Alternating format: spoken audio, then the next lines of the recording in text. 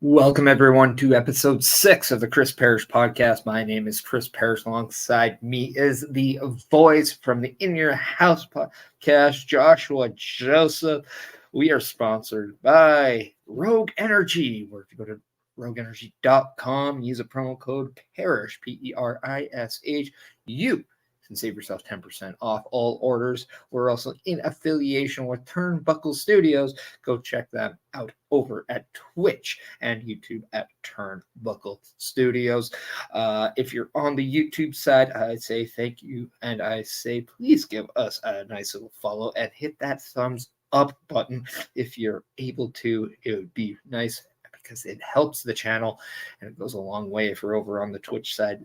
Thank you. But also, if you can, hit that subscribe, hit that follow, all that good stuff. And if you're on Facebook, let us know what is up. Please follow the page, and we appreciate you.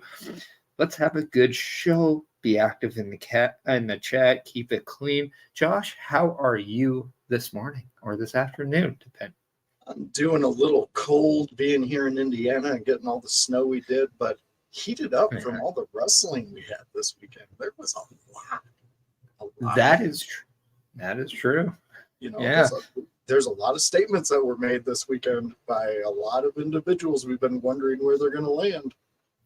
One is Chris Best coming in saying, good afternoon, gentlemen. Hello, Chris. How are you?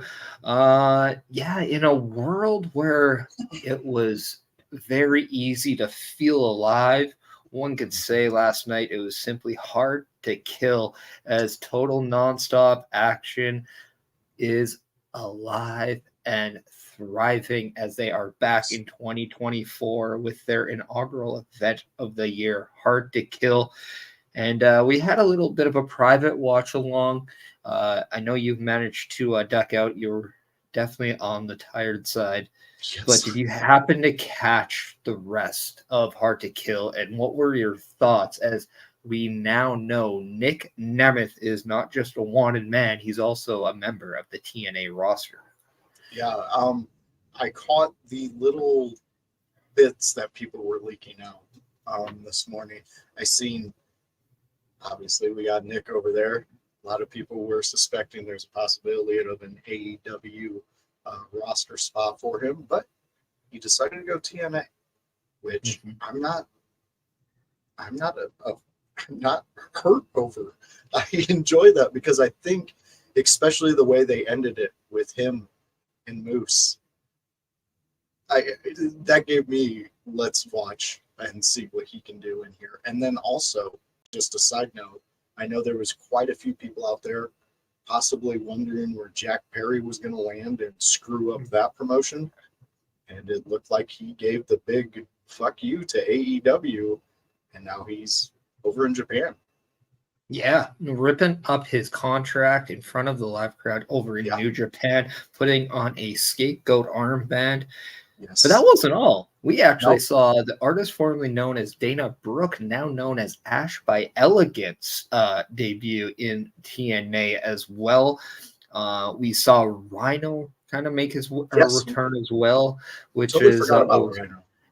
how can you forget about Rhino? They don't put him out there as much as they That should. is like that is a sin. Thou shalt never forget Rhino. No, I'm going in timeout.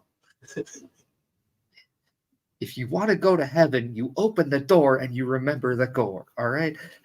This is true. This is true. Yeah. I like that. I'm getting that tattooed on the back. I'm not going to get it tattooed, but I'll remember it. But yeah, no, I mean, going back to Hard to Kill, just seeing kind of that finale, and as you said, Nick Nemeth, formerly known as Dolph Ziggler, showing up, having that stare down with Moose, hitting that super kick, then zigzag, which curious to see if he's gonna have a new name for that. Maybe not, maybe so. Who knows? Only time will tell. But I don't think anybody would have predicted that we're gonna see Moose and Nick Nemeth close off the show.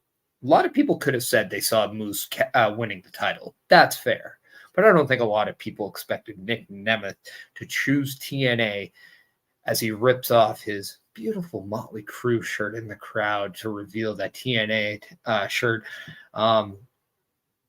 Just a feel-good story, right? Because TNA landed a big fish. He is the wanted man as he's promoting. A lot of people I heard were hoping maybe Elijah was going to go there. Maybe we're going to see Mustafa Ali, who happened to be a GCW that same night. But we saw Nick Nemeth, and what an absolute play. This kind of takes me back to the older days of TNA wrestling when guys like Kurt Angle were showing up, Christian Cage were showing up. TNA does have a history of landing those big names. So I'm going to pose a question is, where do we see TNA wrestling go from here? As I don't know if Nick Nemeth is the last of the big names, but was surely a name that creates a buzz. We all want to know where he's going to go. We got our answer last night. But what does Nick Nemeth actually mean for the future of TNA wrestling? I mean, that's a good question, because this is how I see it. TNA started out as a force, something different. They gave you that 6-sided ring. They gave you the excitement of an AJ Styles. They gave you, I mean, that's where I learned about Christopher Daniels, the Fallen Angel, the most. Even the guy that I marked out for seeing his match last night. It's been so long since I've seen a Chris Sabin match.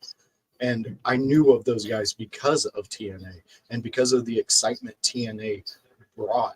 And I remember the very first pay-per-view for TNA, ordering it, making sure I had the money in my account so I could see this new thing.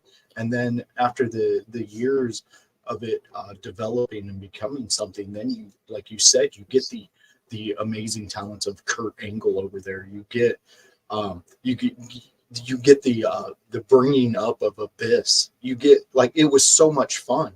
So to me, with them changing back to what they were and what brought them to the dance, you're gonna see a lot more big guys want to come over and be a part of something that's a little different, a little out there, a little way to get you in front of different fans who have a taste for wrestling and the entertainment value it does bring.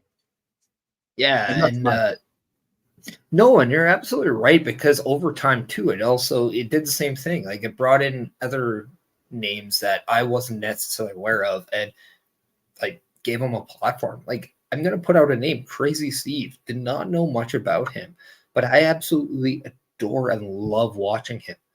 And it's because of TNA, Impact Wrestling, and what they were able to do for him, give him that platform. It was almost like TNA became the Ring of Honor on our everyday television set, because I found Ring of Honor back in the early 2000s doing the exact same thing, identifying these talents, giving them a platform, and just shooting them to the point where now we know who they are. And TNA did a great job in its early days doing the same thing. Yes, it had a lot of the Ring of Honor stars, but they put them on your television. They put them in the mainstream of how you watch professional wrestling. And I thought that was really cool. And I thought they did the same, like a lot of the same things. And now we're seeing kind of the same things with, the Josh Alexanders of the world. Yeah, Where if it wasn't for Impact Wrestling TNA, would you have known about him? absolutely not. I And don't think he you is, would. yeah, and he is such a huge star.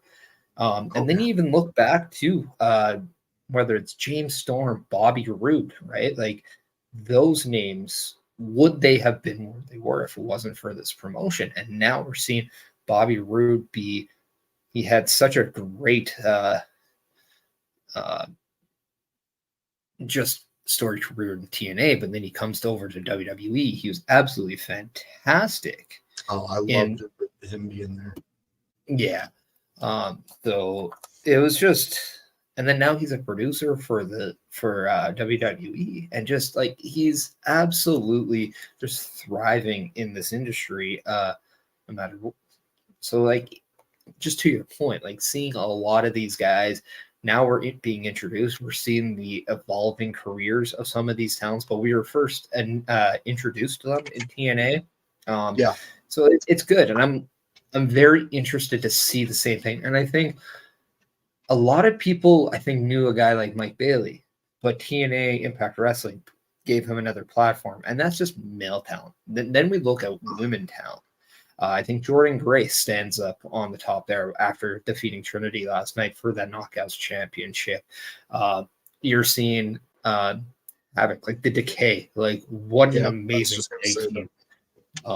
Things like that. But like, let's talk a little bit more about that. Who are some of the talent on the show last night that you're like, I didn't know very much about, but from what I saw and what I heard, like, I'm very curious. Well, you just brought him up, the Decay. I mean, okay, so I'm not somebody who has kept up on TNA and everybody they're coming in. There are a select few people I do pay attention to, and I follow them and see what they're doing. But to come out and watch that match, if you were watching it last night, you noticed that the MK Ultra, when they came out, the fans were behind them. Well, like they were bringing some type of energy. It was like a championship energy. And then all of a sudden, Decay's music hits. Okay, and then you start seeing Rosemary, and I'm blanking on the name of the other Havoc. Havoc. So you have them coming down, and at first you see Rosemary just like it looks like Ebenezer Scrooge is walking down because she's kind of hunched over and she's kind of limping in, and then Havoc is just coming in and just being the force. She's got this big gas mask thing on the front of her. She's looking dominant. I mean, just from the start of their music, I was a little worried for MK Ultra, but then all of a sudden the bell rings, they get going. MK Ultra can move.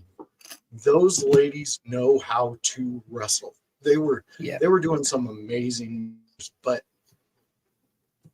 the Decay had we're going to take it, and then we're going to count. And they ended up getting the win and getting the titles. And I believe MK Ultra has had a title run of over 180 something days up until that point. Yeah, they were definitely a force to be reckoned with. And then that's why in a nutshell that is what I love about TNA. It's a single fact that they always go back to their history, not always wrestling's history. Yeah. They do help educate you on wrestling's history, and we can thank the commentary team last night for doing a wonderful job of doing just that. Yeah, they were good. They were good. But you get the surprises, and they go back and they give you a shout out to their history. And when you have acts like the Decay, who are still current, still available to boost your product, and they do that, and it helps you kind of ride that train with the company, with the talent. And it's just such a great way of creating a new legacy and creating those stories that really help shape and mold what TNA is. And I think that's such a great thing that they do, that they don't forget about where they came from, what they do, and how they present that, and how to make what their past is fresh again, which I think is just phenomenal. No, there was a point I wanted to make, and ask you. As a fan, do you find TNA's pay-per-views to be more like the way WCW was back in the day? Like the way they ran their pay-per-views, like match styles, placements of promos and things. I'm just saying because I really enjoyed the layout of their pay-per-view. I liked the way they structured it with the matches, and then I will say that the Scott spot that we were talking about last night, when he comes out, and I will say that was a little kind of goofy. It felt clunky, but I mean, you're live in front of people, you're trying to get a point across. I can understand it coming across clunky, but other than that, I really thought that they really do a well put together pay-per-view for a wrestling fan. It is a very smooth show if you really look at the overall product. Yeah, are you going to have a couple parts here and there that are a little okay? Why? Yeah.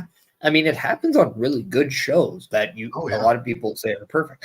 I just want to get Chris Best's comment. He said, so last night, other than the TNA mainstays and former WWE wrestlers, I legit only knew of most of the guys on last night's show by word of mouth. And I think that is such a great kind of look at things, because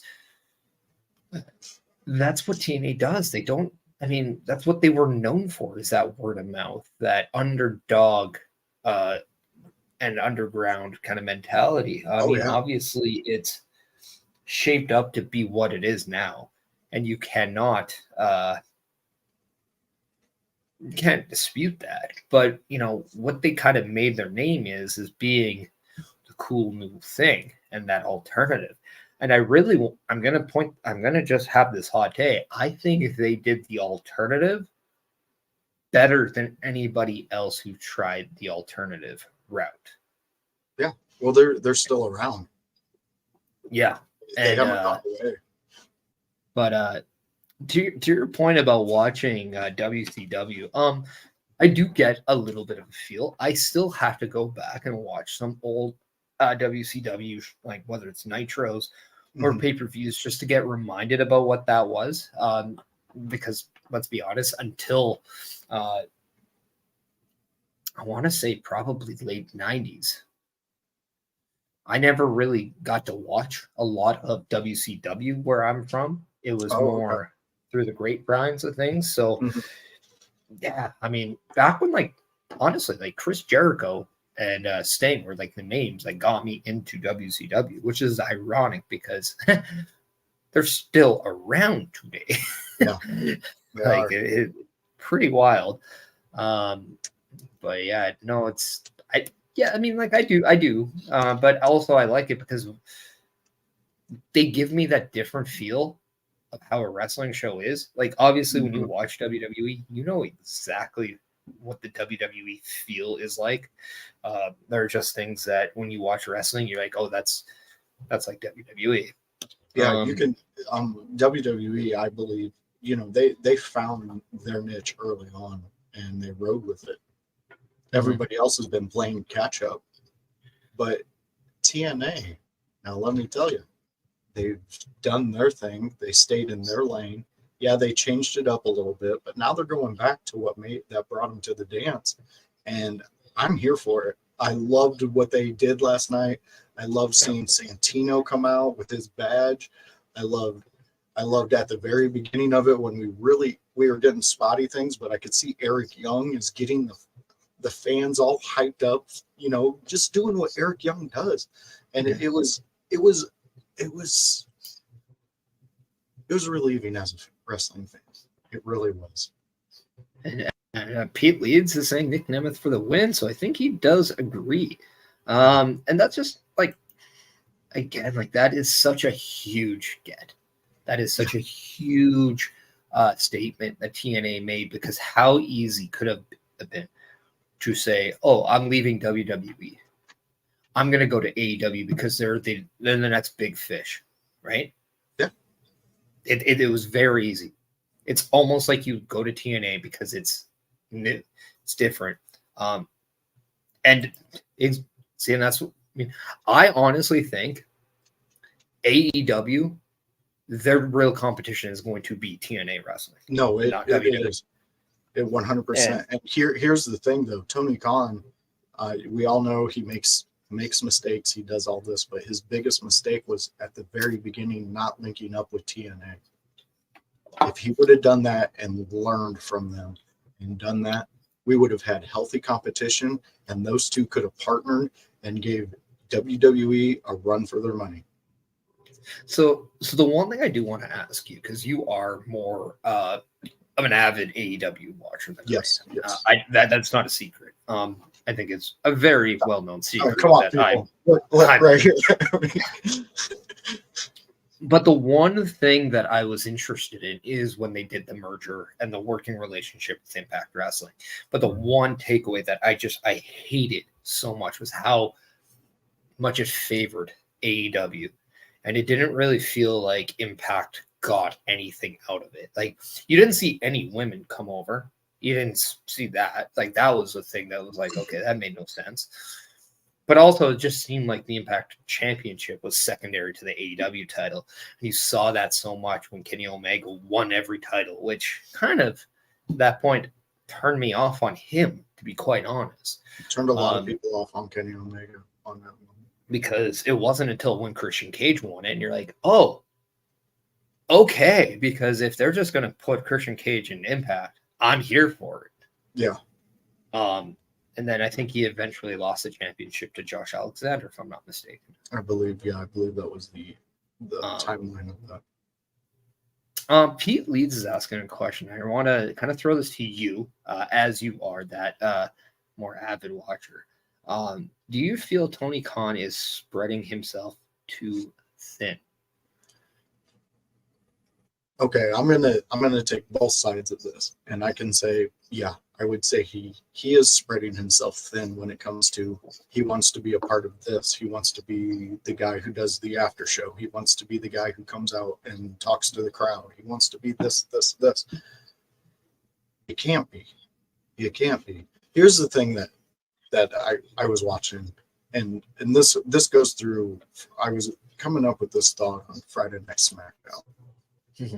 Because then I flipped over, watched Rampage afterwards and everything. I didn't do that on stream. I just wanted to absorb some of it. But here's what I'm thinking.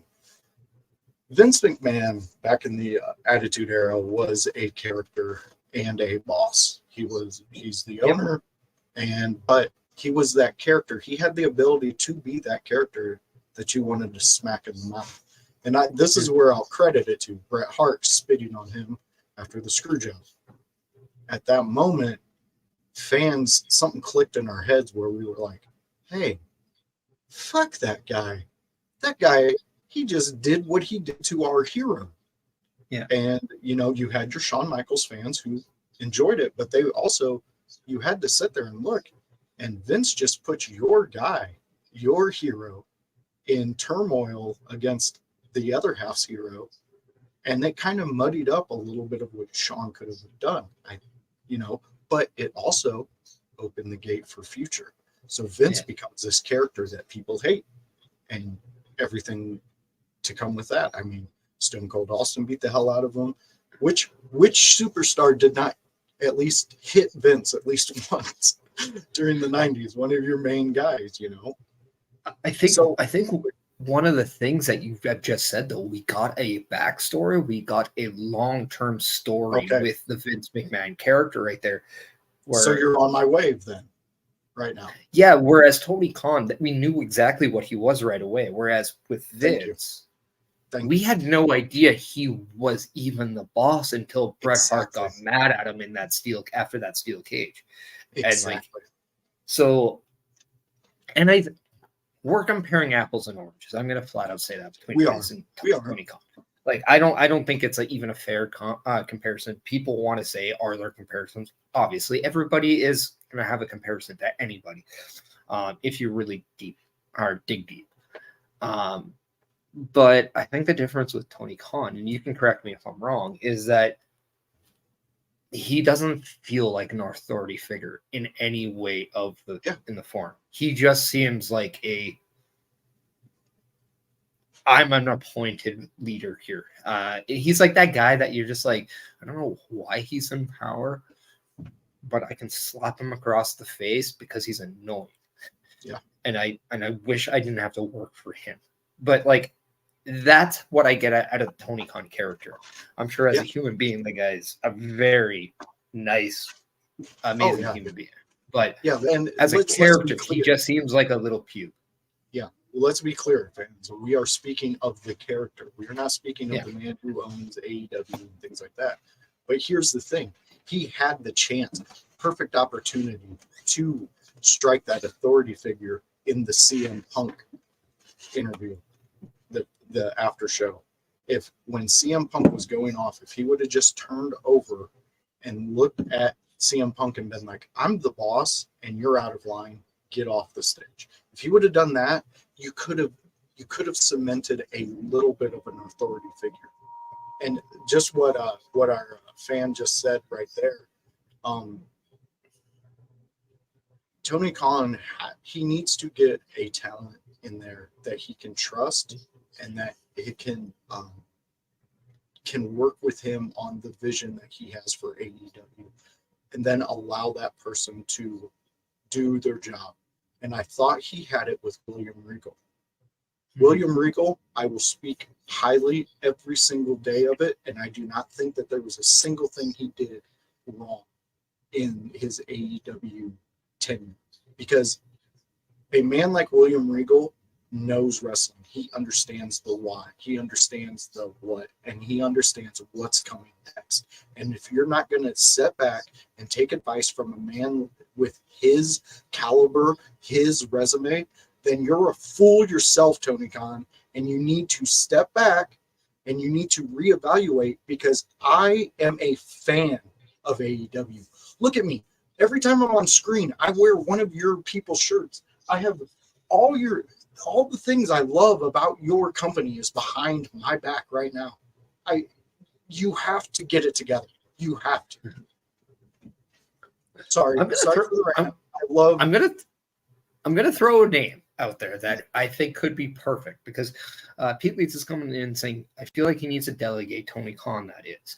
And yes. I said, yes, but I don't. Here's the thing. I don't think he can delegate himself. I think he is best to put a person who can do it there, because I don't know if somebody who spent 15 years in the wrestling business necessarily, who doesn't necessarily want to be told how to do every little thing, being criticized about every little detail. There's a word for that. It's just not on the tip of my tongue. Thank you. That's exactly what I was thinking of. But I don't think he's that guy. But we have a guy, we talked about it before, Sting. When Sting retires, that's where my mind was. We saw the same authority figure in TNA. He was great. He's entertaining, but nobody, when he says something, people like back off. And maybe that was part he was still active and he would punch people in the mouth too and just have a match with them. And maybe it'll be different when he is retired, but I think the respect is there. Just like it was when you think William Regal, because who doesn't respect William Regal? Who wouldn't? I wouldn't cross William Regal, because I know when he punches me in the face, I'm probably sleeping for a few days. Yeah. So I would love to see Sting be that authority figure. Another thing, as I was thinking of before, I'll just get to Pete Lee's comment. I watch AEW periodically, but every time I butchered that word, I know I'm just going to keep going so you don't remember it. But every time I get more confused as to what is happening, WWE is very black or white. Yeah. I think that's just it. I think WWE is a lot more clear on their intention and what they're doing now. And I emphasize the word now. Yeah. I think AEW is still in a learning curve, because I do believe that we're the new toy, the shiny new toy. That thing has worn off. They're very 5 years now. They have to evolve. And I feel like they kind of regressed in the last year. And now they're trying to find a new identity with new talent that maybe they wish they made a bigger deal in the last few years. And I actually do believe that there is an internal belief of like, oh, look, we kind of dropped the ball with certain guys, so let's make it right now. Yeah, and that there needs to be that. Yeah, like we put too much time and emphasis on these guys. Let's back. And I think Will Ospreay coming in might be that breath of fresh air that they need. But don't give us every dream match in 5 weeks, please. That's all I ask. But to make Tony Khan that, like, oh my God, like, you're an asshole kind of figure, like you were talking about Vince McMahon. Yeah. There's part of me that would have loved to see that whole Adam Cole's the devil. He has his entourage that helped him do all the dirty work. But the mastermind behind this is Tony Khan, because he himself could also have a vendetta against Max, because he's the one who walked out of his company, called him an effing mark on live TV in front of a lot of business people in LA, and almost jeopardized AEW by doing that. He also held him up for more money, so when he came back, he got exactly what he wanted, and he does not want to take MJF's crap anymore. Yeah. Because he's the boss. You don't do that. I fired CM Punk because he thought he could push people like me around. There we go. Like, I want him to kind of take that more aggressive owner approach. How does he get to that? Letting his balls drop, I think, is one. Well, that's more, Mother Nature taking its course. But I'm gonna say, unfortunately, yes, the flipping ads are gonna be annoying. If you want to subscribe, you will definitely get those ads away. Unfortunately, that's just the reality of how we have to do this. P Leads all coming in. MJF won't let his balls drop. Here's how you get there, in my opinion, and you were bringing it up. Let's get to Festus. Yeah, he says, I feel like Tony Khan will eventually do this at Generations. That'll put some butts in seats coming if he isn't controlled on social media. That's also another bad tool that he has, is the ability to go on social media. Yeah. Here's how I see him getting there, and you brought up the name that can get him there, and you kind of already painted half of the picture. I just got to add in the rest of it. Sting's last match, Tony Khan comes out, screws Sting over. Sting loses. Okay. It turns out that they played at an angle that Sting finds a way to press charges against Tony Khan. Sting takes over AEW. Tony Khan can go back, blend into the background for a while, not be around. You let Sting develop that. I'm the authority figure on AEW. It's my show. Much like TNA. Let's not put a veil over it. This is much like a TNA, what they did with him, Impact, whatever you would call it. Then you have your Sting developing that, coming and doing all that stuff. Tony Khan comes back to apologize, and then Sting can have his revenge on Tony Khan. It's gonna be a slow little fucking thing in the ring where they can just go back and forth, do the simple things that they could both do it with Sting's age and Tony Khan's experience. And then you build a little something. At least you're trying something, as opposed to just going, I don't know what's going on here. Here's some money. Because that's what I feel he did with Impact. He just handed them money. And he said, hey, let's team up. As opposed to, hey, teach me how to run with horses, how to do this. And again, this is just my opinion on how I see everything going. See, okay, now Pete leads. Now you're playing in the game. I like that. Now we're developing a storyline. So Tony, get your ass off of Twitter. Come watch us here on this podcast and take notes. The only reason why I'd be a little hesitant about Tony Khan screwing Sting directly right away is why? Why Sting? Why are you messing with Sting? Because What I could, you said it though. Oh, I apologize. Well, no, because like I can see him hating MJF, right? There's the backstories, but to me, coming at Sting, like it's a little weird in the sense of why he does Sting. Now I could see him wanting a Darby Allin. I think he's like, oh, you're living in Sting's shadows. He's like, I want you to be the face, but in order for you to be the face, you got to get out of the shadows, which is kind of funny because Sting in a way has used that out of the shadows thing before. And I can understand if that's what he's doing. He's getting like, he's using the young guys, or maybe he's like challenging the young guys of AEW. Sure. I just think if you do Tony Khan wanting to go against Sting, there's going to be a lot of disappointed wrestling fans because they want to see that as a match down the road. They want to see a Sting versus Tony Khan in some form of the gun.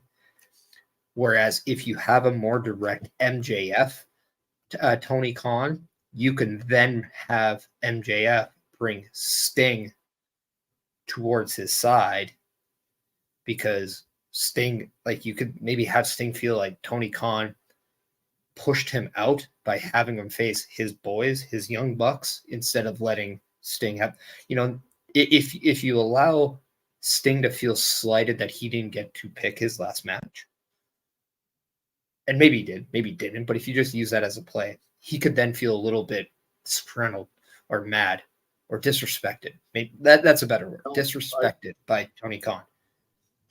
So the only guy that he's willing to like fight with, the reason why he's willing to get back is because a guy like MJF is prominently wanting to do the same thing. Yeah, it's all like I don't know, like it already seems like convoluted a little bit, but it does, but I don't know. It does make sense though. I mean, I honestly think you could merge both of these ideas, and you could play. I mean, come on, think about it. The ref wouldn't have screwed Brett if Vince wouldn't have been the puppet master pulling the strings. You know what I mean? Yeah. Like there. So going off of what Leeds said, you have Tony Khan and Darby Allin's ear saying something. He screws over Sting. Somehow Sting gets this where he's. I want to see Sting as the GM. I want to see him as the guy who Tony's trying to play. You know what I mean? Like, I want him in that character because you said it perfectly. He has the resume. He has the respect. He has the ability to deliver wide authority. I don't have to question why Sting's doing this because I know he's the guy at the top of the food chain. It's like WWE's doing with Nick. Yeah. I mean, come on. Why wouldn't he be out there to let Paul Heyman know that since Roman Reigns wanted to do all this fun stuff, he's got a fatal four-way? That was a fun little moment and a believable moment for that time. Yeah, especially when Roman is just like, haha, I screwed up the main event. Exactly. And then now Paul Heyman is like, oh no. Yeah. And then Roman doesn't know, but he's not going to be happy, and he has to be the bearer of bad news. Exactly. But yeah, no, and that's just it. Like Sting, I think, has that cadence. He's great on the microphone. He understands how to read a crowd, and even deliver something they don't want in a way they'll appreciate. He's smart enough to be able to do that. So if by chance he knows, oh, I'm going to have to force a tag match or do this, and that's not what the crowd wants, I'm going to at least spin it in a way where they're like, okay, this makes sense. I'm behind you. Yeah. Like it's at like the very yeah. I mean, in my opinion, I liked it. And that's just, and then maybe over time you have Tony Khan taking a step back because he's appointing Sting in there. And then Tony Khan is trying to do more and get involved. And then Sting just kind of like, I'm in charge. Like, shoe fly, shoe. And then maybe you start creating that tension there that leads to something bigger. I can then see it. Yeah, Tony needs to just sit back and make money. At least for right now. I just Yeah. don't think Tony Khan right now needs to be a face on his product when No. right now you're still trying to find out the faces of your future. And I think he has a good idea with the Samoa Joe as world champion. You got your Swerve Strickland coming up. You have MJF right there with the Adam Cole. You have your main event scene. And then I haven't talked about Kenny Omega when he's back, Hangman Adam Page. And then you could potentially use John Moxley again and stuff like that. These are your world championship talents that could be around your company for the next 3 to 6 years. Easy. Yeah. I don't think so. No. It would be a breath of fresh air if he would go there, but the way Swerve is, I think he's AEW for the next 3 years at the very least. Obviously, things could change. Can never say never when we just saw CM Punk return to WWE. When we see what we've seen in wrestling in the last 6 months, let's just say, it's hard to say no to an idea now. I'm only hesitant on it because you can tell Swerve knows the direction he wants to go with who he is in a ring. And he's a lot more confident in himself now than he's ever been. And I don't think WWE would be able to handle his wanting and his knowing what works, because he's figured out what works for him. I think Triple H would have a great understanding of how to make Swerve work in WWE. Okay. I think will the challenge accept it? Yeah, because the one thing I think that people overlook with WWE is still a lot is that, Swerve is getting super hot right now in AEW with their niche fan base that they have. Mm-hmm.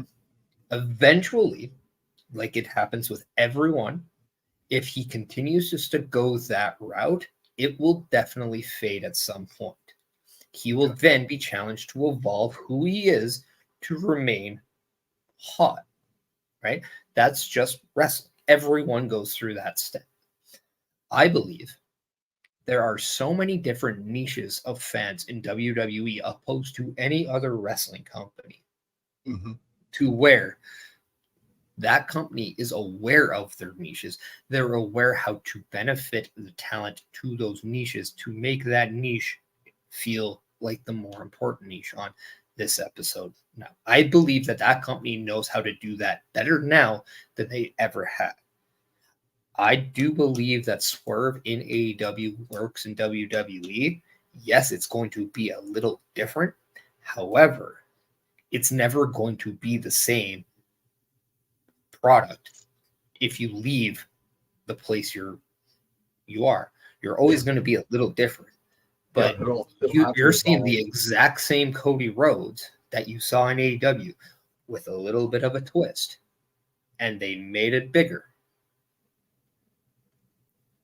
You're seeing CM Punk bigger than what he was there.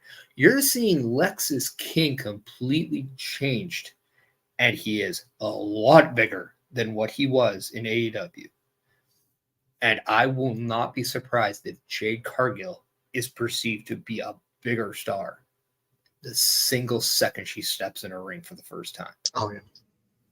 I mean, last night we were discussing that. Wouldn't it have been funny if that was her walking out of the limo? Like, which is so funny. We put the pedestal here on the what if, and then we got what we got. Yeah, we gotta. Hey, who knows? Maybe they'll be able to do something with it. I believe Swerve Strickland would be a benefit to WWE. I do think right now he is in a groove of his grooves, and it would just be silly for him to leave where he is right now, because he is at the beginning of his peak right now. We don't even know where he's scratched. He hasn't scratched the surface of what he's capable of yet, and you got to let this ride. It's almost the exact same in a completely different way of why MJF probably should stay in AEW for at least another couple years. Yeah. However, he has so much going for him there. But WWE will make him bigger. They just will. But the more natural stuff for him to do in wrestling right now is staying in AEW. He could have one of the biggest feuds with Adam Cole right now. Yeah, and I really hope that that's the game plan. It'd be very unfortunate if he left and we didn't get to see that. We didn't see him and Adam Cole in that sense. But who's to say that him showing up in the Rumble, eliminating Cody Rhodes, you're not being, holy shit, I want to see this match at WrestleMania. Yeah, I would. The two guys that we're speaking about, Swerve and MJF, they're unicorns in this wrestling industry right now because they already understand who they are. They're already understanding why their name puts people in the seats. And I like it. It's punk rock to me. Right now, their trajectory is they're the Sex Pistols and they're coming to America and they're like, we know who we are and we're going to keep playing the same 3 chords over and over and over again. And we're just going to change up the lyrics and screams here and there. I love it. I love the whole overall presentation of it.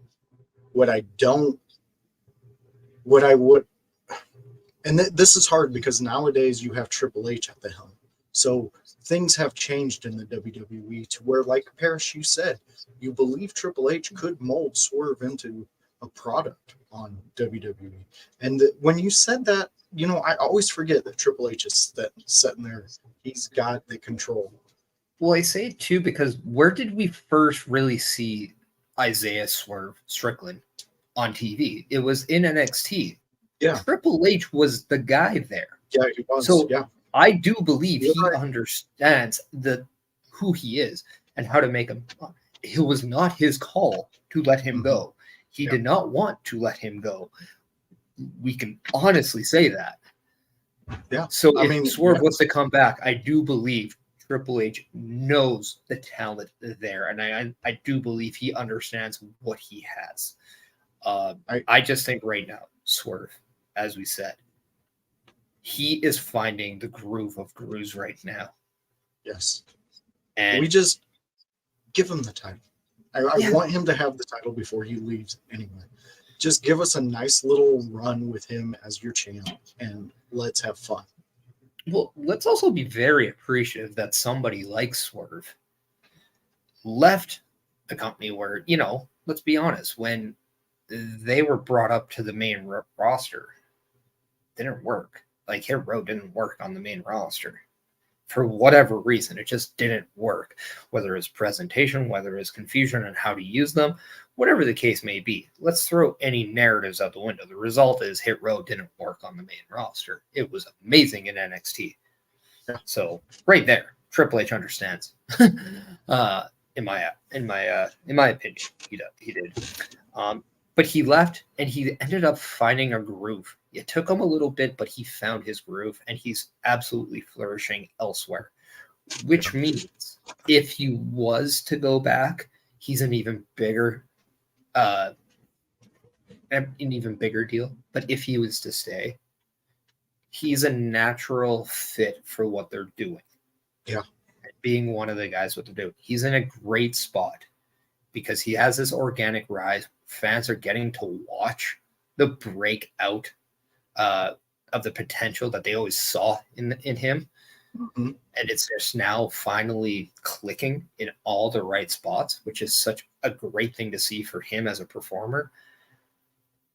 But all it does later when his contract is expiring, it's just going to add more fuel to it's a lot more fun for us wrestling fans to say, oh, he could sign here when the talent is a bigger name, because nobody was talking about Dana Brooke and where she was going to sign, but we're talking about Nick Nemeth.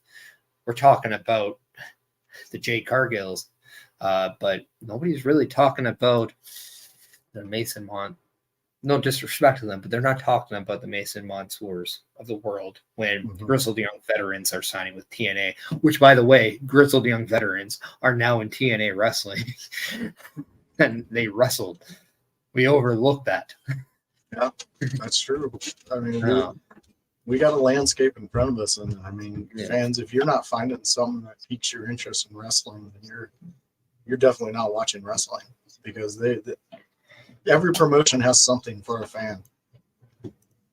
And that's just it. Like, it's just amazing stuff that we're seeing. What's another amazing thing is rogueenergy.com.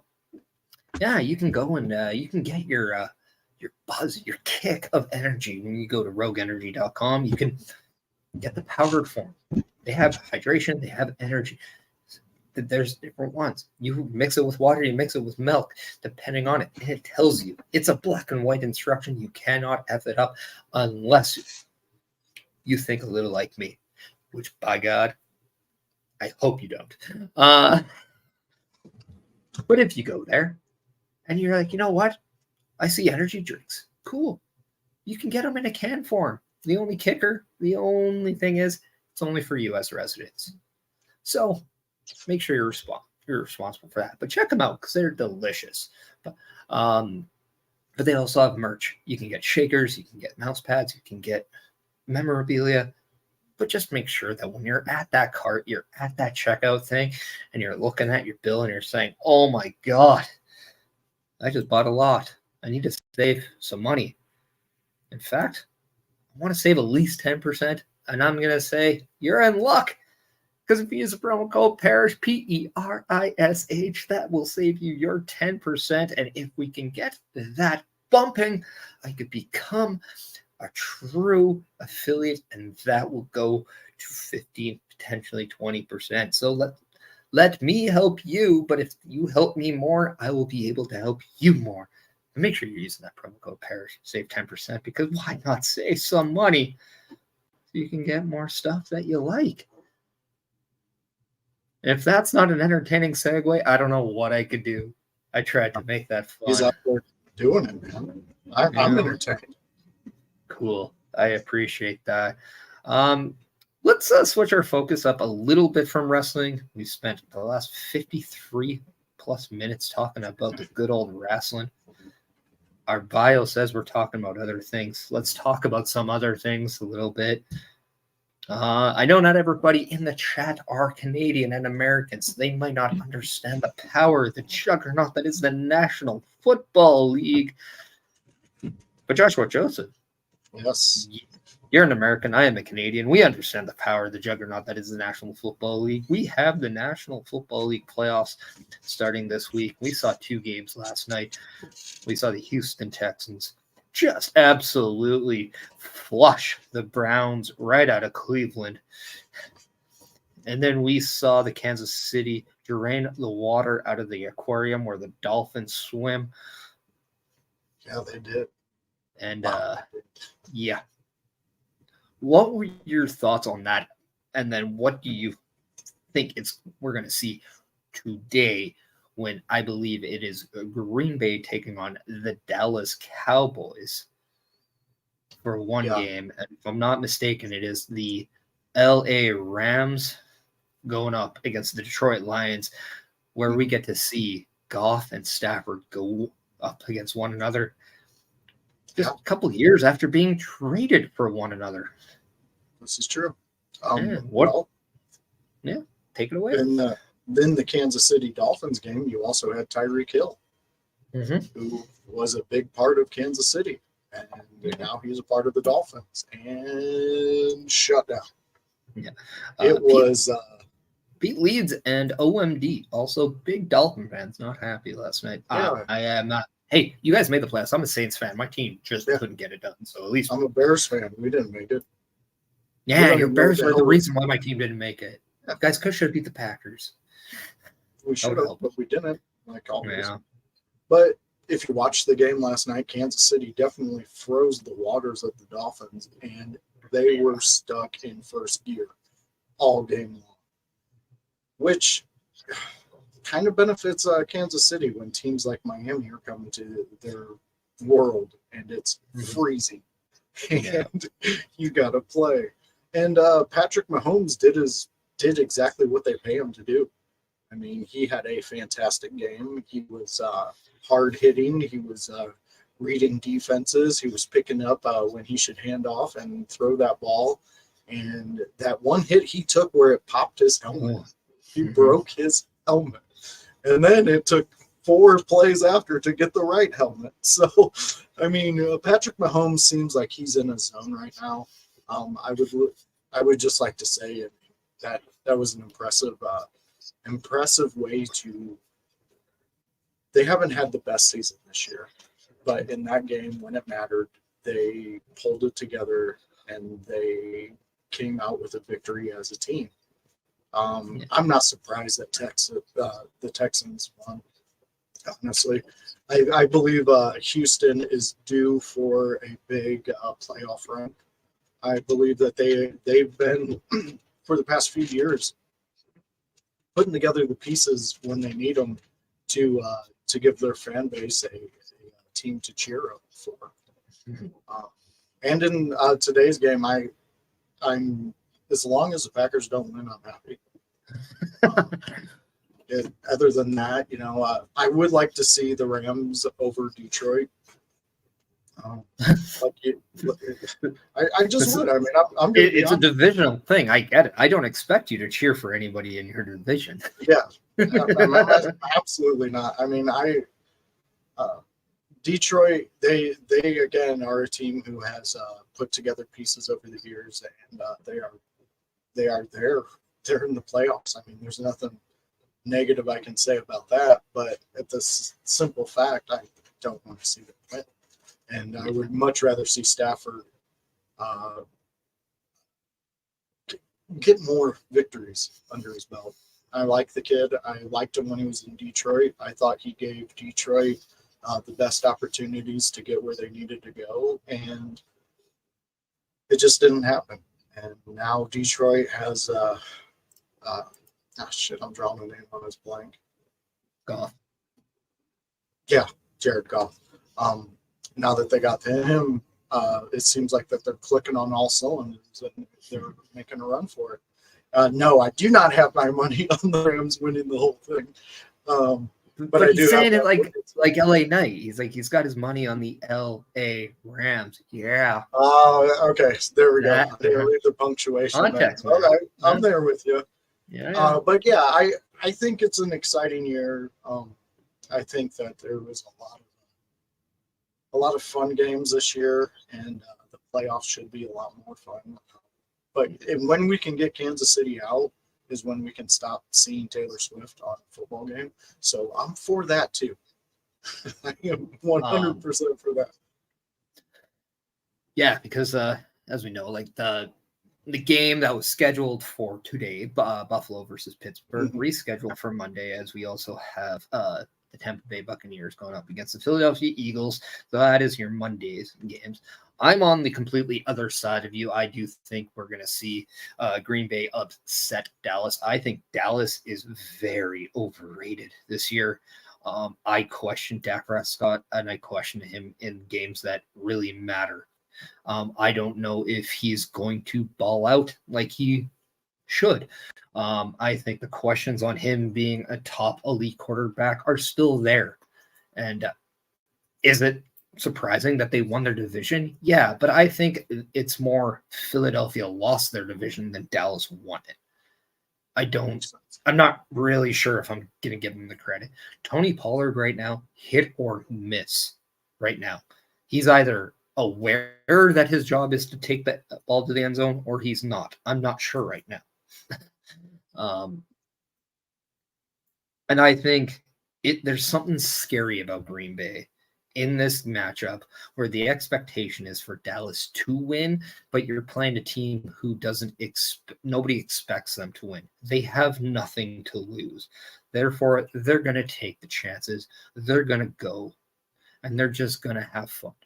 I don't think Green Bay is anybody's expectation to win this game, but I think they're going to come out surprising. I think Jordan Love is going to feel super motivated to shock people today. He's been living in the shadows of Aaron Rodgers for years.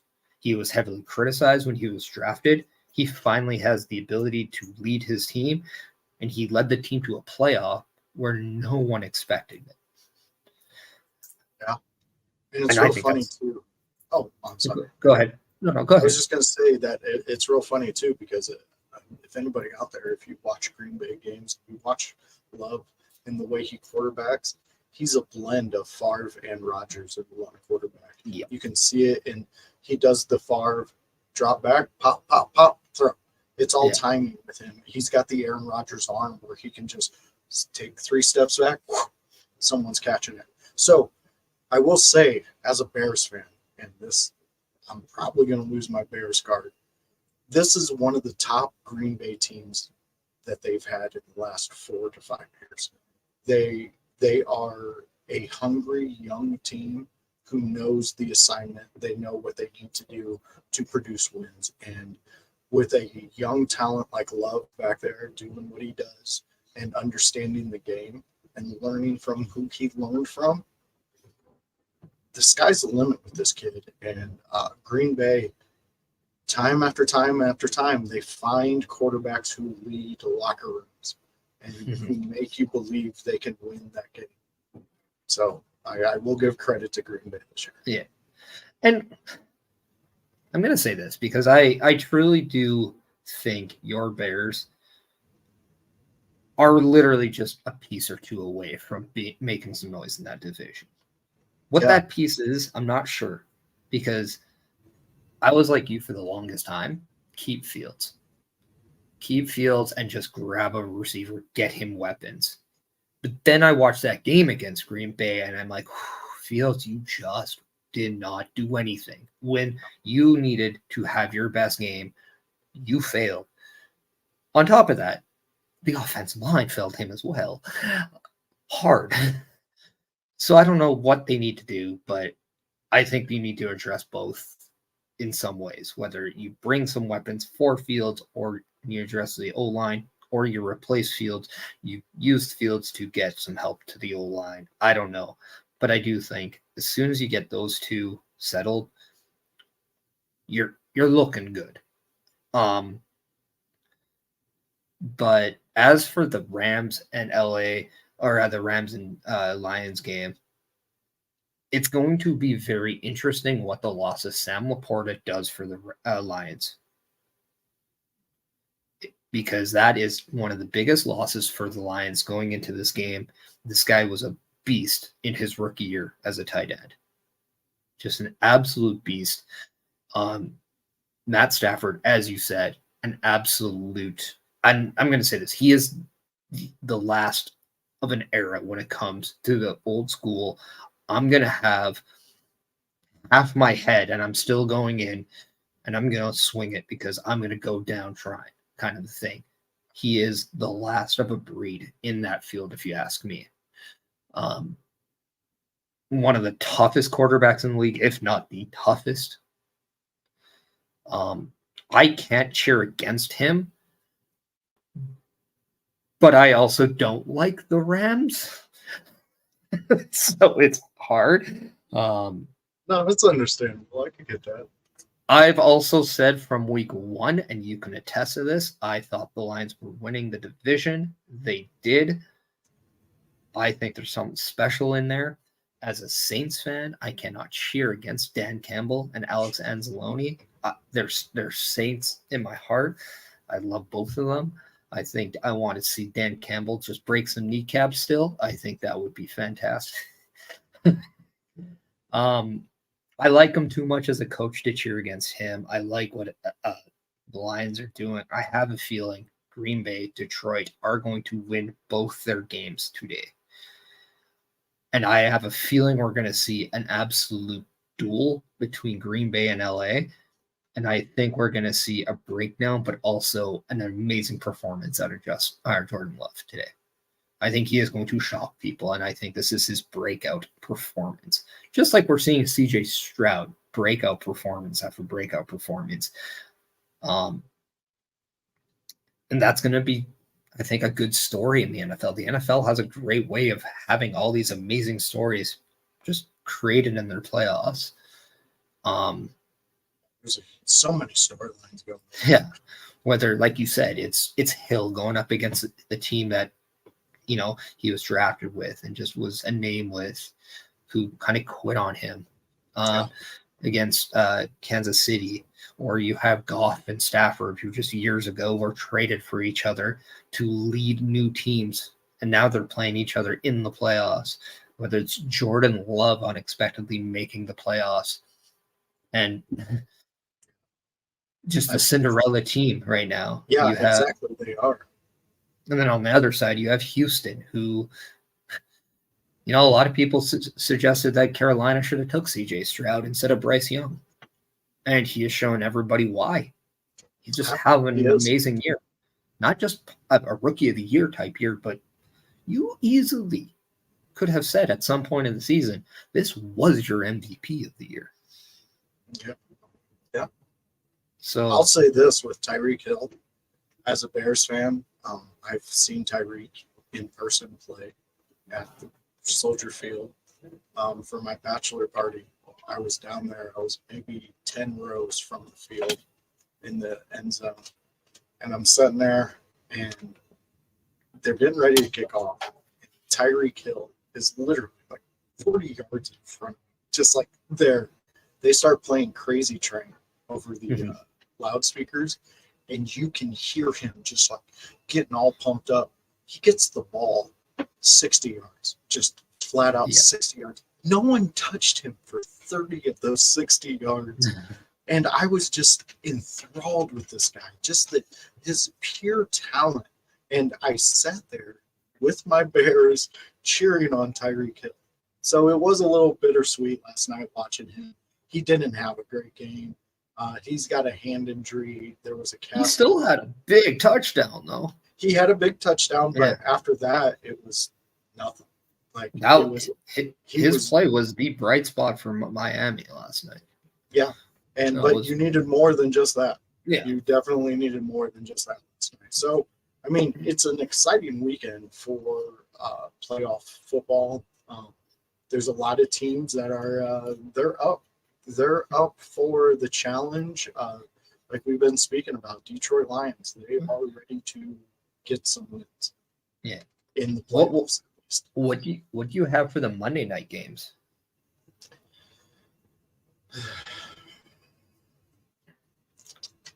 I don't know. I really don't. The Pittsburgh game is the hard. I don't.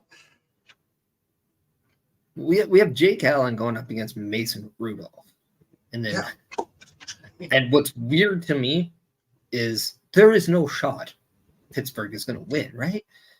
Because Buffalo finally figured it out. They finally know what they're doing. They're on a roll. However, it's Josh Allen in the playoffs. Yeah,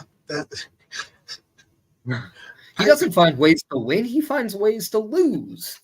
That's where I become torn because I want to go, oh, well, on paper, this makes perfect sense. And then I go, but I've seen Josh Allen play in important games, and I'm not sure if I'm confident for Buffalo. So that's where I'm torn.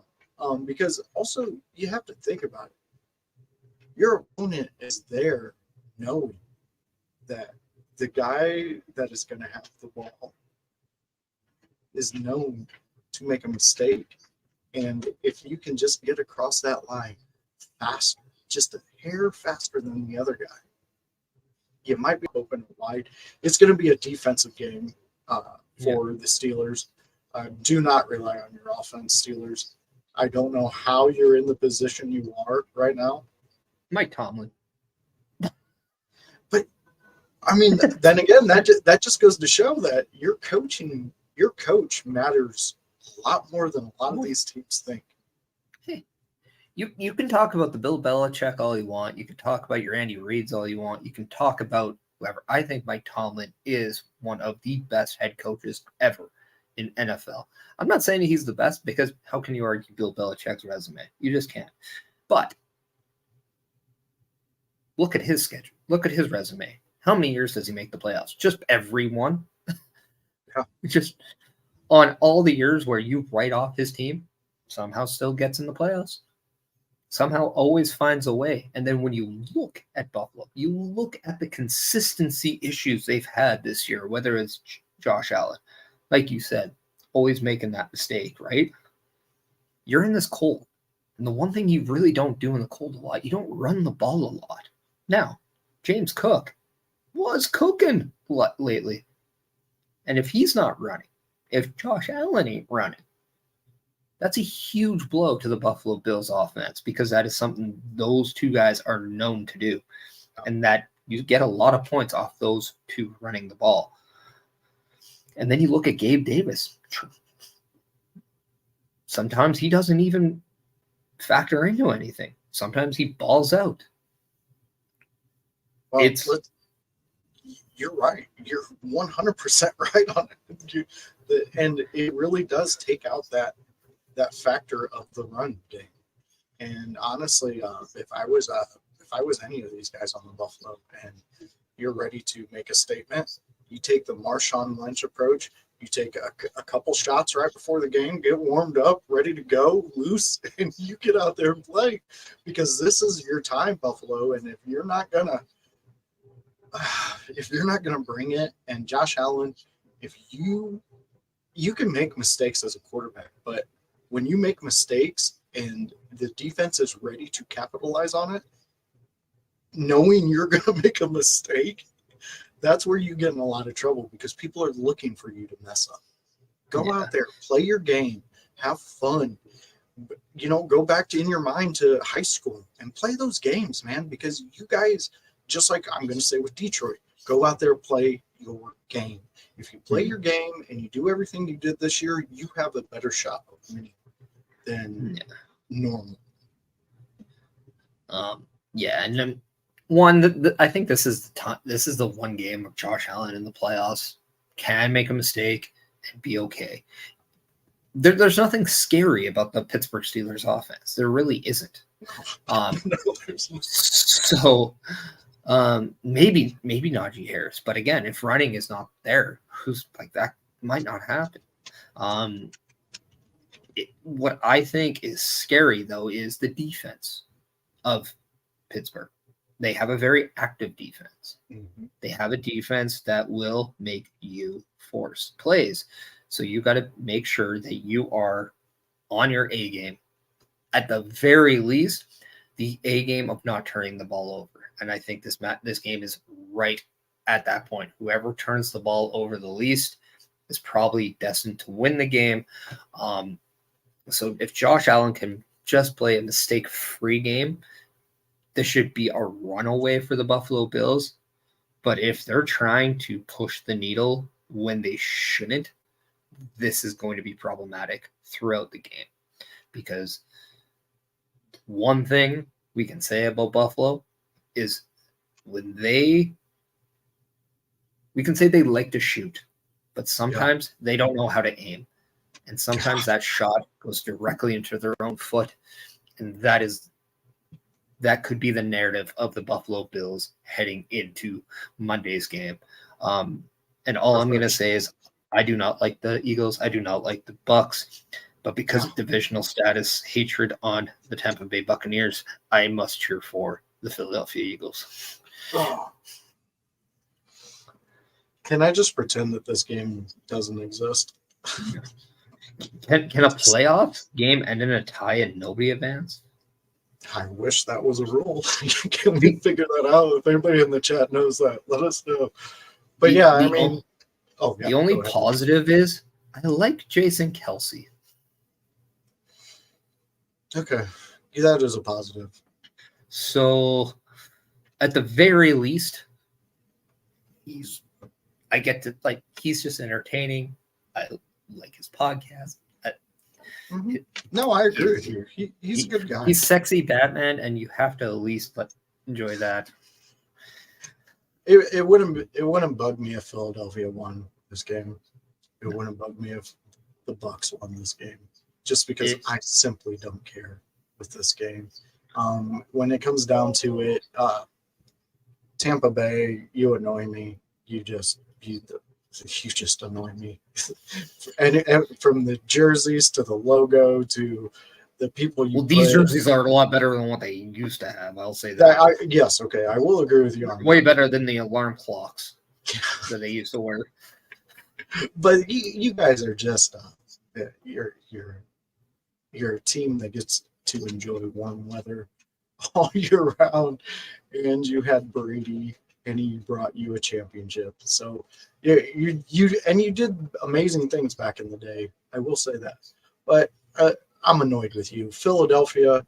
You guys have proven time and time again over the past few years that you're a contender, no matter who's on your team, and you guys have a great organization behind you because you're producing wins.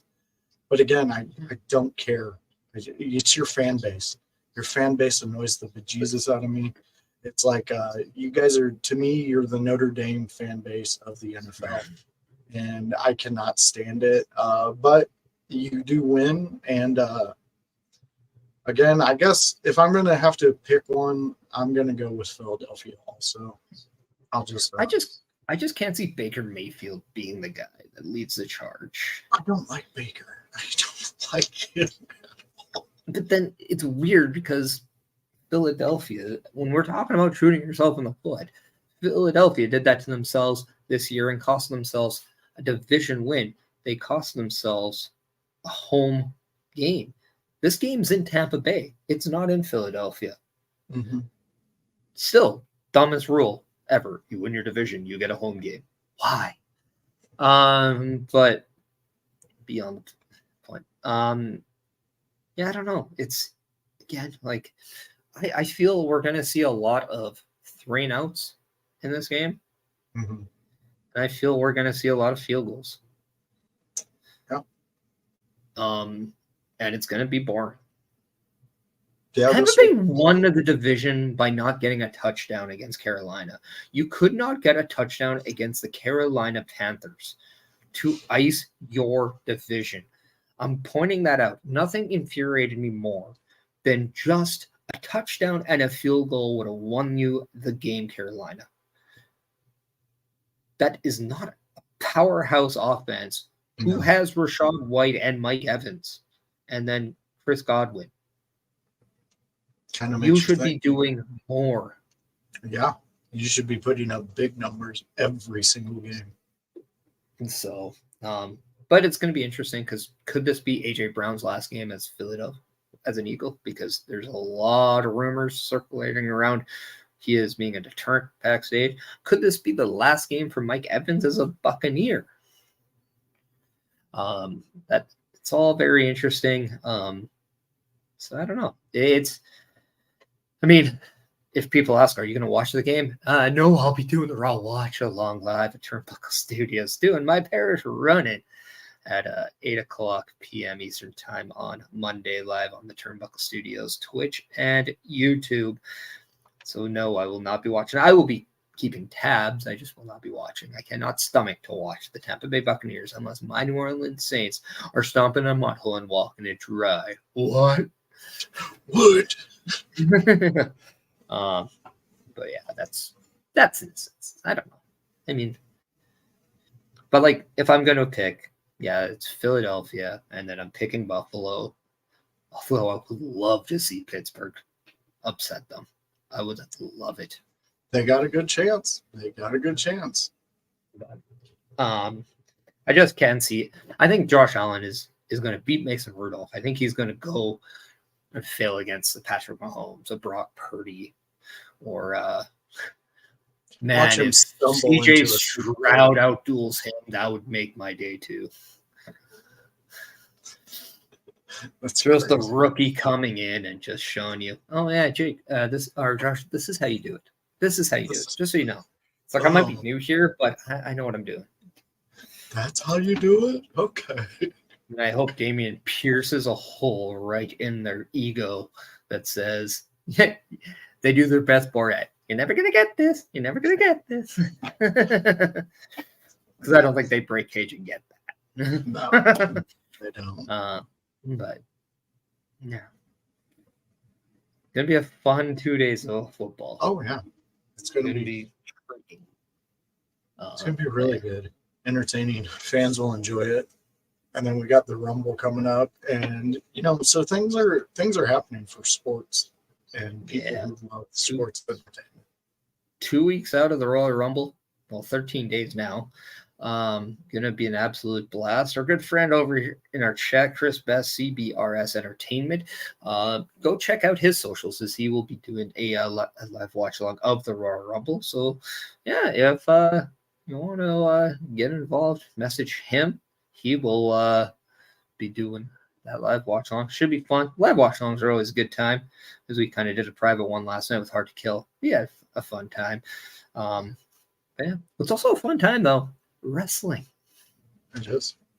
And as people found out last week, as we talked about, we talked with our good friend Jared Fritz, an official referee for the NWA. Thank you. #RefFit, and go check out Advocate as help him out. Yeah, you saw me very tired, despite all the rogue energy I was just dropping in my mouth. At a discounted price, using that promo code, might I add. You saw me tired because I was on the road the night before. Why? Because I made my return to the ring. Been asked a lot of people why. I'm here to give you a reason why. Tell you the real uncut story. I'm going to bring you in a little bit to my personal life. Because as people are aware, on October 5th of 2023, I brought a son into the world. And the one thing that I was absolutely stunned by when I had that son is, over time, I felt like I was able to do anything again. It didn't matter what, if I knew how to do it, I was always going to find a way to get it done. There was a new confidence in my life. And I didn't know that. I didn't know that about myself. I was very unconfident in myself for a lot of times. And in fact, in this last 13 months I wasn't in the ring, I wasn't sure if I was complete as a human being. I couldn't be farther from the truth in saying that I felt there was a hole. Did I want to leave wrestling? No, but I was mentally burnt out. I had to get away. When I became a father, it was insane to me what I wanted to be moving forward. I took 6 weeks off for my parental leave. And the one thing I learned, it wasn't, this is what my life is. It's now, this is who I am. I am dad. I am a father.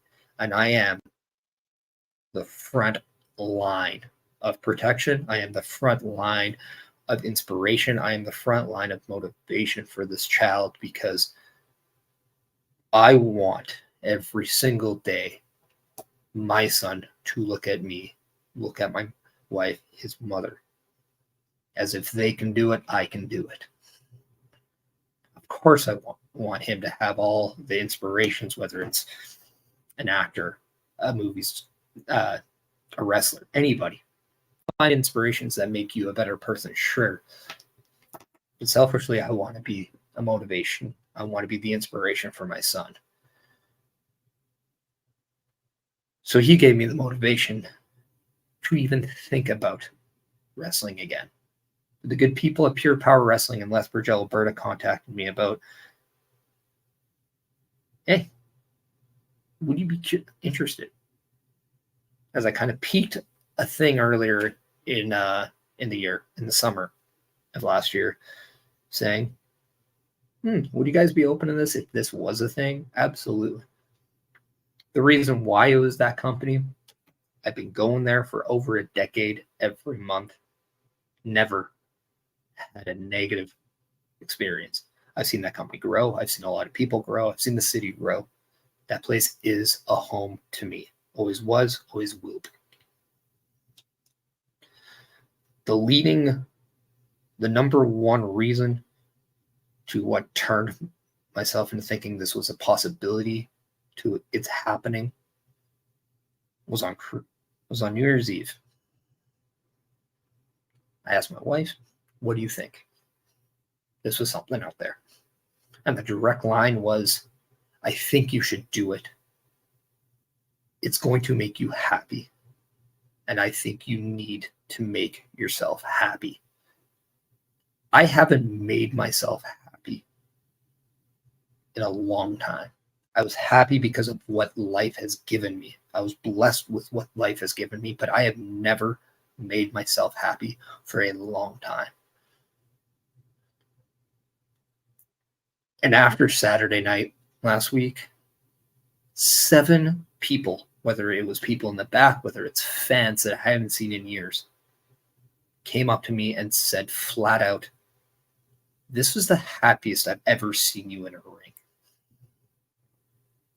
So for that, I thank everyone that made that possible. I thank my family for being every end of the motivation, inspiration, every little emotion I needed to get back there, because I will tell you, I legit broke down when I just walked into the venue.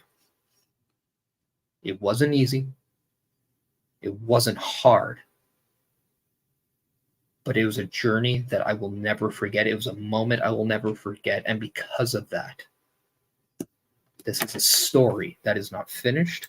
That is the most overused line right now in wrestling, I'm aware.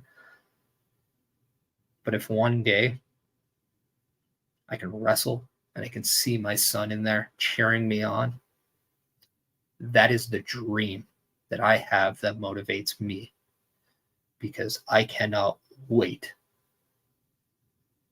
to hear the words, Dad, I love you. I'm proud of you. And if I can hear that after a wrestling match, that is the moment I know I have made myself completely happy with professional wrestling. Until then, I'm not going to strive until I hear that. And that is why I returned to professional wrestling last week. And that was awesome. You got the little insight of Parrish and why he's doing what he's doing. I mean, that's an inspirational, man. I mean, as a father myself, I understand and relate to everything you're saying. That's the goal, man. Like, you want them to see what you are capable of, and like, I don't know, it rounds out your whole dad vibe. With all of that connects, you know. Like, no high school team is going to be putting me for a cornerback for their starting team, so I don't get to relive those moments with my kids. But you know, I think that's awesome. It's something that adds a level of why I love having you as a friend, and you know, hearing your story, watching your journey. Because, I mean, we always check up on each other. We don't just only talk on Sundays. No. You know, we discuss things. We hang out this way as much as we can. But, I mean, it's just incredible to see you take the dad role and really make it your own, make it Perish. You know, I like it. I like the way you're doing dad shit. I appreciate that. It's fun. I mean, you have your days where you question everything. But what I love is this insane confidence and strength you get, that it doesn't matter if you don't know, because that's life and that's everything. It's what happens in the ring when something goes wrong. You don't know, but you do it.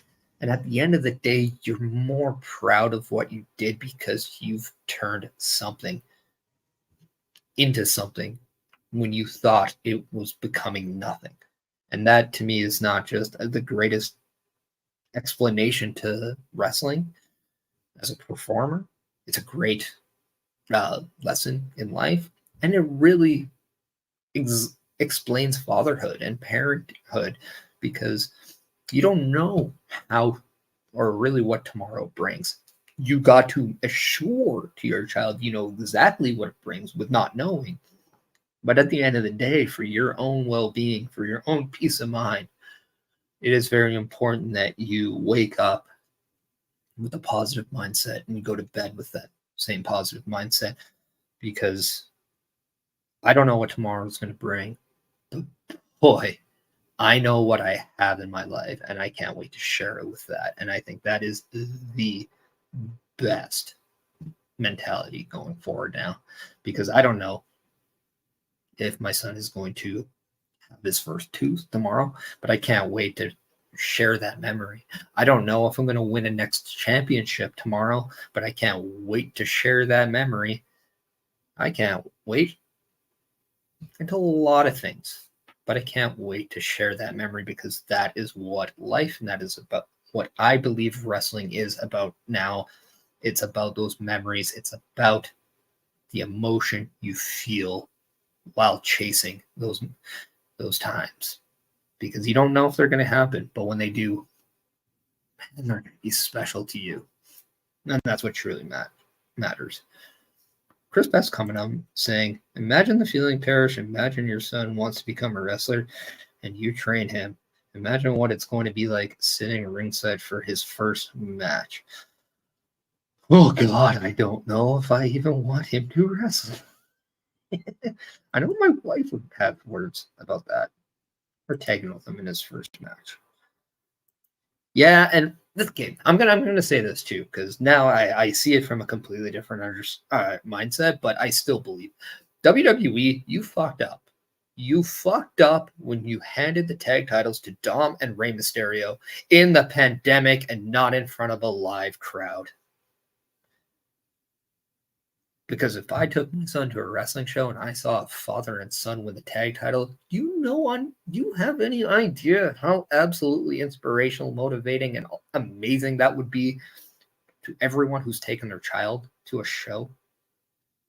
Who thinks, oh, Dad, I might be able to do this. To like, no, we can do this because they did it. Like it. Like, Well, how I mean, fucking cool is that? That is really cool. And if you're looking for a story like that, why don't you go check out a podcast I did yesterday with the one and only Dylan Cole. His dad is a trainer. Also, he rents out rings and has trained Dylan up until today. And it's a really good, heartwarming story about a father and a son. And it's also, you get to find out about Dylan Cole and all the things he's doing. That was a part of the In Your House network. Right. Where can we find this, by the way? Like on what platforms? Oh, you can find it everywhere. So we normally go live on Twitch, YouTube, and Facebook, and those are all In Your House. Twitch is Team IYH. Go check those out when those are live. You can also hear them on Spotify, and then they are available on Apple. And if you go to Apple, we just ask a favor, give us that 5-star, give us a review, give us whatever stars you want. But I prefer 5. I like 5. It's a good number. It's but if you can't, it's the Bundy special. Yes, it is. But if you can't and you just want to listen, go ahead and do that too, because everything helps when you do that. But it is a great discussion with Dylan Cole. You had Hypocrisy Jones, the director himself, Hollywood House. We had a great discussion. It was a real fun time. I became a fan of Dylan after the end of that. If I'm not mistaken, House is spelled HOWSE. And that, and that W stands for work, because that's what we do. Yeah, good stuff. And yeah, also Spotify too. Yeah, if yes, Spotify. You want to also watch other stuff on Spotify, make sure that you're downloading and subscribe to the Chris Perish podcast, as we are also on Spotify. This episode will be downloaded shortly later today after it's over. So yeah, make sure you're there. You're liking that. You're also doing what you can to support the channel. Our good friends over at Turnbuckle Studios, they are on the Good Pods, so make sure you're checking out Good Pods. You're searching Turnbuckle Studios. Chris Perish podcast could be featured on Good Pods down the road. It is something that is a Photoshop adventure is being worked on. So, yeah, a lot of interesting things coming in the world of the Chris Parrish podcast. So I just want to say thank you for the support everyone has been given so far, whether it's the sharing on Facebook, whether it's the follows, the subscriptions, whether it's even just the likes, whether it's, the reposts on the X. I appreciate everything, whether it's the liking of the same old stuff on TikTok, just with different music and graphics. I still appreciate everything. And it helps. It goes a long way. And it's also just nice to be able to share these conversations with somebody like the voice, Joshua Joseph, with the people in the chat. By chance, if I haven't said it enough, thank you for spending your time. Joshua Joseph, where can the good people find you and what you have going on? You can find me on Facebook, on Twitter, X, whatever you want to call it. You can find me on, I do have a YouTube channel. All I really do on that is every once in a while just post a live video. That's it. There's really not much going on YouTube. But Facebook, Twitter. You can also find me on Twitch. It's the voice Joshua Joseph. Also, it's for Twitter. You can find me JJ the Voice 64. That's where I'm on. A lot of that is just trying to talk to the wrestlers I would like to talk to in an interview. So, if you see me in the comments of somebody's post, give it a like. And, maybe it'll get their minds going a little more. But other than that, you can find me here on Sundays. You can also find me anything in your house is doing. Go out there, Team IYH on Twitch. We are moving. We just hit Apple Podcast.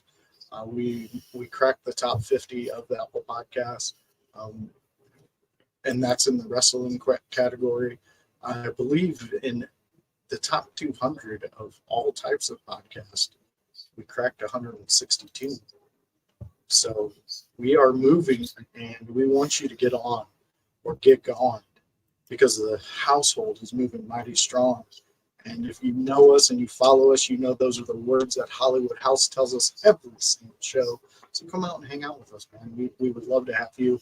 And just like here on Sundays, come hang out with me and Chris Parrish. Have some talks, some fun. We love the discussions, and we are two guys who will talk about damn near anything. I'm not even an AEW guy, and we talked about AEW for 30 minutes today. So exactly, I have Corey Graves.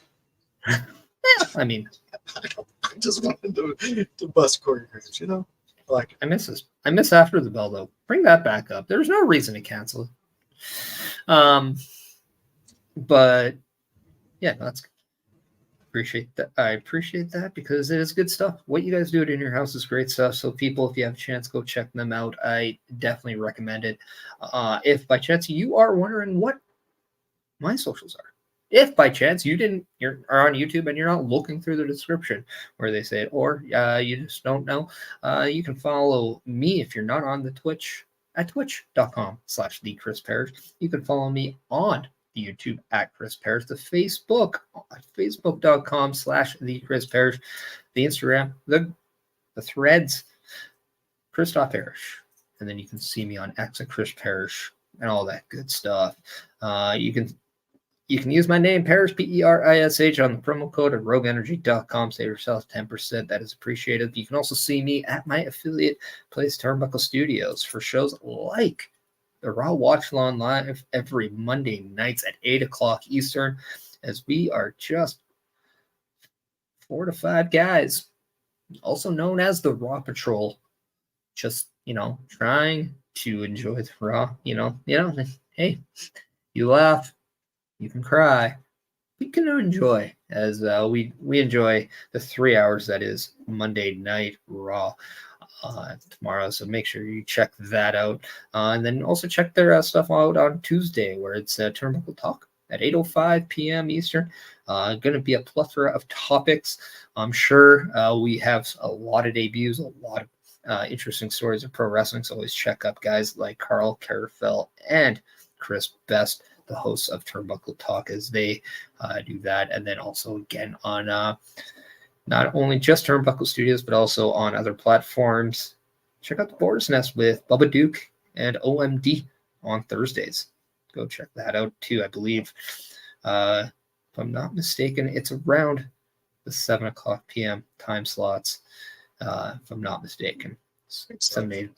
Yeah, so go check that out, as we have our good friend Bubba Duke in the Facebook thing saying, what's up? What's up to you, Don? What's up, everyone? This has been the Chris Perish Podcast. This has been episode 6. Cannot wait to share episode 7 with you all next week, where we will talk a little bit more about the upcoming Royal Rumble. This is the final Chris Perish podcast before the Rumble, so that's going to be fun. So, we will kind of have more of our predictions and more of our, I hope we see this person. But, you want to check that out. You want to check out more about maybe we talk about the NFL football playoff picture then too. It's going to be fun. But my name's Chris Perish. This has been the voice Joshua Joseph. This has been the Chris Perish Podcast, where I say support one another, because you never know where love is coming from. But it's always nice to be in the middle of a happy life. Enjoy your Sunday, everybody. Take care and enjoy it. And go Saints, even if they're not it.